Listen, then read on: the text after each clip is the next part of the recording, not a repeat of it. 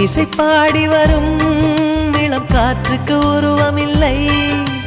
காற்றலை இல்லை என்றால் ஒரு பாட்டொலி கேட்பதில்லை. ஒரு கானம் வருகையில் உள்ளம் கொள்ளை போகுதே. ஆனால் காற்றின் முகவரி கண்கள் அறிவதில்லையே. இந்த வாழ்க்கையே ஒரு தேடல் தான், அதை தேடி தேடி தேடும் மனது தொலைகிறதே.